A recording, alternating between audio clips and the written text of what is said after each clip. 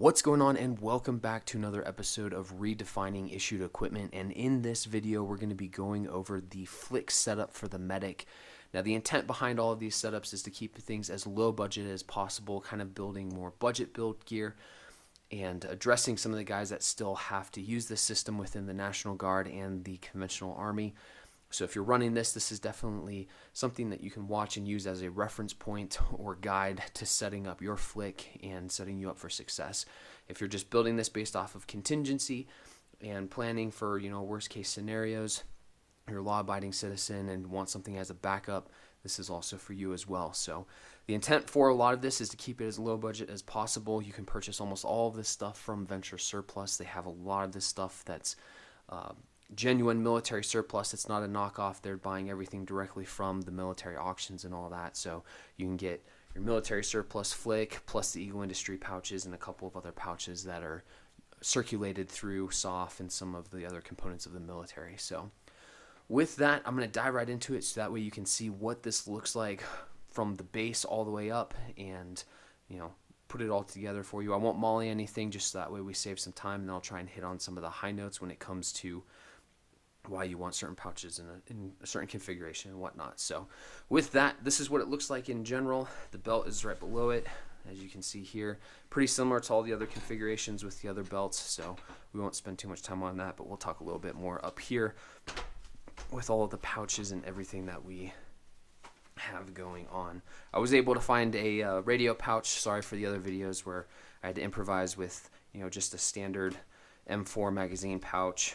The cool thing with those M4 magazine pouches is you can modify them to be able to fit a radio. So it is something if somebody doesn't have, or if Venture Surplus doesn't have a radio pouch, you can work around that a little bit. So especially for the active duty guys that may not want to purchase an expensive radio pouch. So that aside, this is what the base flick looks like.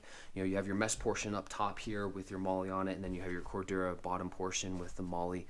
You have your center zipper, and then buckle, shoulder straps, drag handle, and then on the interior you do have the two pockets for admin cards, data, triage cards, specific kind of towards that medic stuff. I would definitely look at putting triage cards, T-Tri-C cards, and any equipment that you need to be able to mark and identify for mass cases and being able to just stay organized when treating multiple casualties and all of that. So I would definitely isolate these for really helping with that organizational piece, especially when you start getting into mass cas situations. So with that, when it comes to the exterior, I would definitely recommend throwing a admin pouch up top here.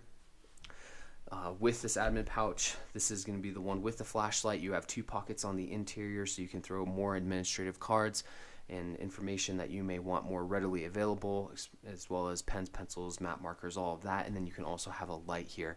The nice thing with the light is you pull that out, be able to use that white light, red light, whatever the case it may be, and be able to use that to help treat with the casualties that you're working on and all of that. So I would definitely recommend that guy for your admin pouch. It's low profile and streamlined, so it won't interfere with your magazines when you're trying to pull those out as well.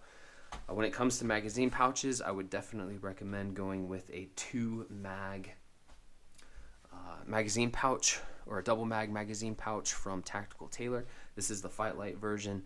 You get 2 magazines on each of these with your bungee retention systems, and then you got the molly on top here. So then that way you can get a small general purpose pouch. These are just Paraclete night vision pouches, but they serve multiple purposes. You can use them for more than just night vision. The way that they're kind of opened up on the interior, you have some elastic loops to help with retaining anything that you might need, and then you got that large pocket as well. So you can stuff those with whatever additional medical supplies that you may want to carry with you for treating multiple casualties or having just extra small med kits and all of that. So there's definitely room for special tools if you want to take those. So kind of the sky's the limit when it comes to what you want to put inside of those. That's going to be specific to your role as that medic and the level of training that you have. And then in addition to that, a couple general purpose pouches. That way you can expand out and carry whatever else you may need. Night vision, water, canteen, it really just depends on the mission and what you're going to be carrying with you. Historically, when it came to the medics that I was working with, especially in the infantry and through SOF, they always had a radio. So having a radio pouch is going to be good, so that way you can communicate up to, that squad leader, platoon sergeant, whoever, is communicating with you. Maybe helicopters inbound or vehicle is inbound, and you have that next level of medical care that wants to reach out to you, so that way they can get situational awareness of what that casualty has going on, so then that way they can prep all the equipment that they have in that platform that they're maneuvering on to be able to receive and then treat that individual. So I would highly recommend kind of setting it up in this configuration. This was very, very similar to the configuration that one of the infantry medics that I used to work with ran, so I would definitely recommend this when it comes down to it, because that dude was super squared away, and I was always impressed with how he was doing things as a medic when I was a private. And he always had everything he needed in a similar configuration to this. Now, when it comes to the belt, I don't know what the infantry is doing right now with pistols and all of that. If they do have pistols, 2 pistol mag pouches, a rifle mag pouch, so that way between your pistol, you have 3 pistol mags. Your rifle, you have 4 on your kit, 1 in a general purpose pouch, 1 on your one in your rifle, and then 1 on your belt, and then you have a multi-tool.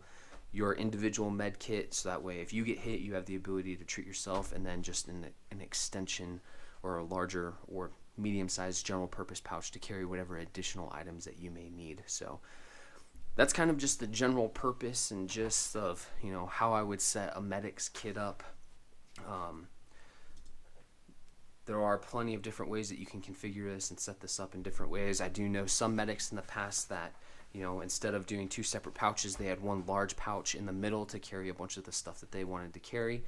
I kind of like running a separate or I kind of like the idea of a separate or a split pouch system, so then that way you can isolate things a little bit more and have things organized in a specific manner and all of that. Plus it gives you just a little bit more space for those medical supplies.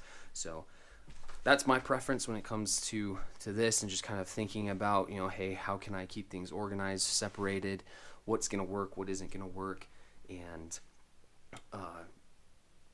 really enable the medic when it comes down to setting up their kit for being on the ground. So, but the sky's the limit. You can really pick and choose what you want to do when it comes to how you want to set up your kit. This is just, that general reference and, a guide for where you can build based off of what your needs are going to be. So with that, when it comes to the medic's kit, every medic that I've ever known always carries a med bag.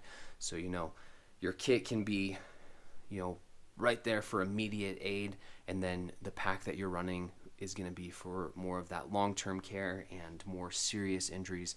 So it's one of the other kind of caveats with this whole system, is have a pack system that you really like, that can enable you to do prolonged field care as well as stabilize that individual for more serious injuries. So this is just the kit portion of it for what you're wearing, not the bag portion. I may get into some bag stuff in the future. It's just going to depend on when I can jump into this EMT basic and advanced course over the next year. So keep a lookout for all of that stuff. So I'll kind of give you an idea of what my thoughts are after I go through all of that training as part of one of the training programs that we're putting together for the Legion Preparedness training overall program. So with that, I really don't have anything else except for when it comes to this setup and configuration, my ultimate recommendation is that you keep this belt on the interior of your actual flick, and then you set up your own belt or an aftermarket belt with all of your additional, pistol mag pouches, rifle mag pouches, multi-tool, med kit, and all of that. You can just get a more streamlined, professional looking setup with a lot of aftermarket gear, and it's just going to set you up for better success. This system just works when it comes to keeping things low budget, keeping it simple, and just trying to get something to answer the mail right off the bat. But if you can set this up initially and then scale up and purchase out all that aftermarket gear after the fact, I would absolutely recommend that. So that way you're setting yourself up for success, and you're just capable of doing more beyond that. So With that, if you have any questions, please feel free, leave a comment. We'll help you out in any way that we can when it comes to setting up your kit and answering those questions. And with that, like, share, and subscribe, and we'll see you next time.